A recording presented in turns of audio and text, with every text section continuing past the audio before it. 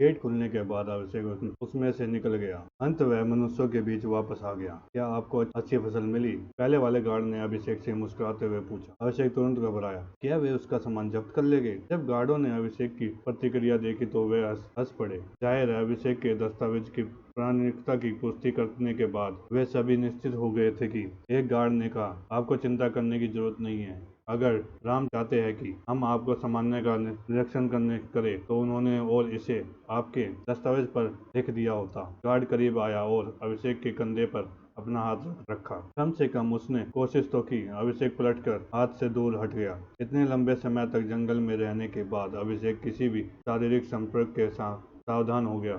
जब गार्ड ने अभिषेक को दूर हटते देखा तो असमस में उसकी आंखें झपकी और उसने अजीब तरीके से अपना हाथ नीचे कर लिया। यहाँ तुम एक संदिग्ध व्यक्ति हो, गार्ड ने कड़वी मुस्कान के साथ कहा। अभिषेक थोड़ा शर्मिंदा हो गया। क्षमा करें, मैं पूरे 6 महीने से जंगल में हूँ। मुझे दूसरे इंसानों से बात करने की आदत नहीं है। गार्ड मुस्कुराया और सिर हिलाया। यह समझ में आता है।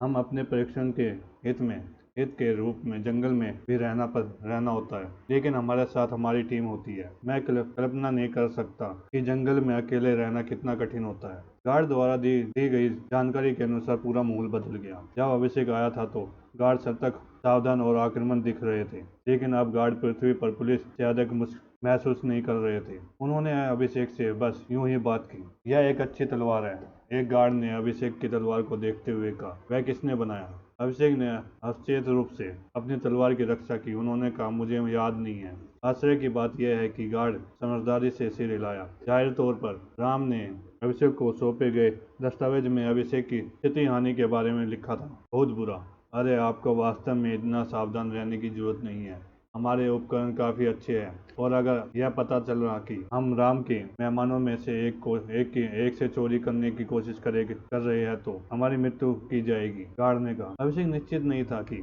उसने इस पर क्या प्रतिक्रिया देनी चाहिए। वह पहले भी सॉरी कह चुका था और दोबारा सॉरी कहना अजीब लगेगा। इसके बजाय गार्ड के शरीर में से एक अजीब सी खामोशी छा गई। एक अन्य गार्ड ने पहाड़ों की ओर इशारा करते हुए कहा, मैं तुम्हें दिखाता हूँ कि तुम्हें कहाँ जाना है। हाँ, धन्यवाद, अभिषेक ने कहा, खुश होकर। अजीबता गायब हो गई। बाहर बाहर मजे करो बच्चे, एक गार्ड ने हाथ हिलाते हुए कहा। धन्यवाद आपका भी, अभिषेक ने उत्तर दिया।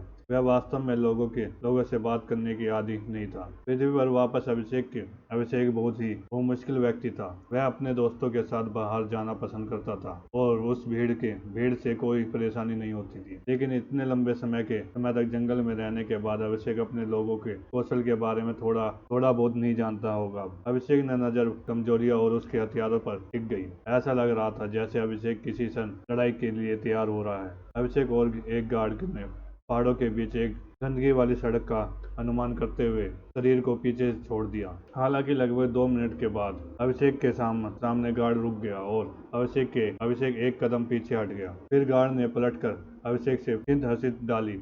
उन्होंने कहा, आपको वास्तव में दूसरे लोगों को इस तरह से देखना बंद करना होगा। कैसे? अभिषेक ने ध्यान से पूछा। गार्ड ने अभिषेक की ओर इशारा किया। उस तरह उसने कहा, तुम बिल्कुल चुपचाप मेरे पीछे चल रहे हो और तुम्हारे कदम मेरे कदमों को नकल करते हैं। फिर भी तुम लगातार मेरे शरीर के हर जगह निरीक्षण करते हो। तुम एक योद्धा की तरह नहीं बल्कि एक हत्यारे की तरह व्यवहार कर रहे हो। क्या आप जानते हैं कि आपके सामने चलना कितना अजीब है? हर 5 सेकंड में मुझे पीछे मुड़ना पड़ता है क्योंकि मैं आपकी बात नहीं सुन पाता और मैं हमेशा सोचता हूँ कि आप गायब हो गए या कुछ और। इसके अलावा जब भी मैं मुड़ता हूँ तो चारों ओर मैं देखता हूँ कि आप टुकड़ी हुई आंखों से मेरे शरीर का निरीक्षण कर रहे हैं। ऐसा लगता है जैसे आप मुझे मारने के लिए सबसे अच्छी जगह ढूंढने की कोशिश कर रहे हैं, गार्ड ने झुंझलाकर कहा। अभिषेक ने असहज भाव से गार्ड से दूर देखा। वह बिल्कुल सही कर रहा था। बेशक अभिषेक ने वास्तव में गार्ड पर हमला करने की योजना नहीं बनाई थी। यह केवल सूत्रों के अलावा किसी और चीज के न होने से पैदा हुई एक प्रतिक्रिया थी। जब गार्ड ने अभिषेक की अभिव्यक्ति देखी तो वह थोड़ा शांत हुआ और आए भरी। सुनो, हम योद्धा इससे निपट सकते हैं। हम जानते हैं कि लंबी लड़ाई के बाद फिर से सामान्य इंसानों के बीच आकर कैसा महसूस होता है। हालांकि सामान्य इंसान इस तरह की किसी भी चीज से निपट सकते हैं। कोई भी सामान्य लड़का जिसे आप गांव, कस्बे या शहर में पा सकते हैं, वह सोचेगी कि आप एक संदिग्ध व्यक्ति हैं। इस चोर या डाकू वाली भावनाओं को छोड़ दें। ईमानदारी से कहूँ तो मुझे पूरा यकीन है कि आपको बहुत सी महिलाएं अपने बच्चों को धकेलते हुए पाएगी, और तुम ये दूर और बहुत से मनुष्य हैं जो अपने सोने की बोरियों पर हाथ डालेंगे। गार्ड ने कहा, मानव समाज में फिर से अभ्यस्त होने की कोशिश करो। अभिषेक जो सुन रहा था उसे पसंद नहीं आया, लेकिन उसे स्वीकार करना पड़ा कि गार्ड की बात सही थी। अभिषेक को फिर से इंसानों के बीच रहने की आदत डालनी हो पड़ेगी। क्षमा करें, सलाह के लिए धन्यवाद, मैं उस पर काम करने की कोशिश करूंगा, अभिषेक ने कहा। चलो अभी इस पर काम करते हैं, गार्ड ने कहा। अभिषेक ने भौहें उठाई। कैसे? सरल गार्ड ने किनारे की ओर जाते हुए कहा। बाकी रास्ते मेरे सामने चलो। अभिषेक ने तुरंत घबराया। यह गार्ड संभव अभिषेक से थोड़ा अधिक शक्तिशाली था। यदि गार्ड ने अभिषेक पर पीछे से हमला करने की कोशिश की तो इस बात की अधिक संभावना थी कि अभिषेक मर जाएगा। अभिषेक के दिमाग में यह बेवकूफ़ी थी। गार्ड ने अभिषेक की झिझकी देखी और चुपचाप अपने सिर हिला दिया। करण, यह तुम्हारा नाम है ना? उसने पूछा। अभिषेक ने सिर हिलाया। हाँ, मैं इस पूरे समय आपके सामने चल रहा हूँ।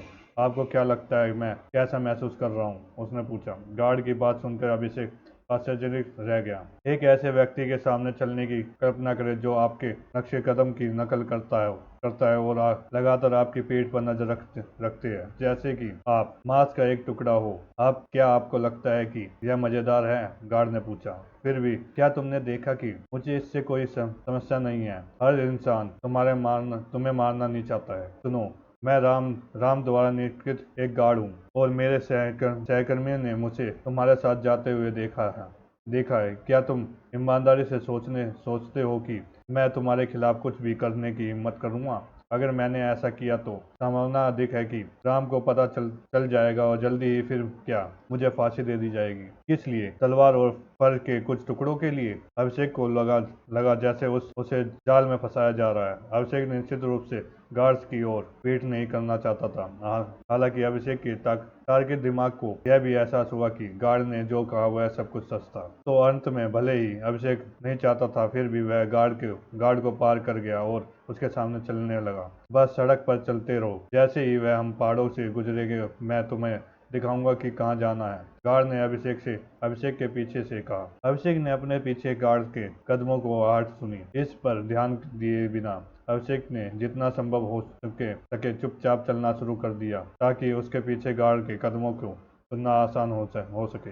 अभिषेक का दिमाग संभावनाओं से उछट हो रहा था। यह जितना उसने सोचा था उससे कहीं अधिक तनावपूर्ण था। टकराना। अभिषेक आगे कूदा और पीछे देखा। उसने गार्ड के एक नवीनतम कदम के बारे में नहीं सुना था। अभिषेक ने देखा कि गार्ड उससे कुछ मीटर की दूरी पर खड़ा था। उसकी बाहें उसकी छाती के सामने थी। वह चिंतित दृष्टि से अभिषेक को देख रहा था। क्या चल रहा है? उसने पूछा। आपने चलना बंद कर दिया, अभिषेक ने अजीब तरीके से कहा। हाँ, मनुष्य समय समय पर रुकते हैं, गार्ड ने कहा। अंदाजा लगाओ, कभी कभी हम भी गलती से छोटे या लंबे कदम उठा लेते हैं। बुरे इरादों को महज एक आदत से जोड़कर कोशिश न करें। अभिषेक ने फिर से अपनी तलवार हटा दी और चलना जारी रखा। वास्तव में मुझे समस्या हो सकती है, अभिषेक ने सोचा। अभिषेक ने रोंगटे खड़े हो गए और उसने अपना सिर पीछे कर लिया। गार्ड ने एक छोटा सा किनारे पर मार दिया। फिर गार्ड ने अपने सिर से आगे का रास्ता दिखाने का इशारा किया। अभिषेक ने चलना जारी रखा। कुल मिलाकर वे लगभग 10 मिनट तक चले। यह शायद अभिषेक के जीवन की सबसे तनावपूर्ण यात्रा रही होगी। जब अभिषेक आखिरी पहाड़ से गुजरा तो वह किनारे की ओर चला गया और गार्ड की ओर देखा। गार्ड इत्मीनान से आगे बढ़ा और अभिषेक के पास रुक गया। देखा क्या? वह इतना बुरा था? गार्ड ने पूछा। अभिषेक ने कोई जवाब नहीं दिया। वह केवल मुंह बनाता रहा। इस बीच गार्ड ने दूर किसी दूसरे पहाड़ों की तलहटी की ओर इशारा किया।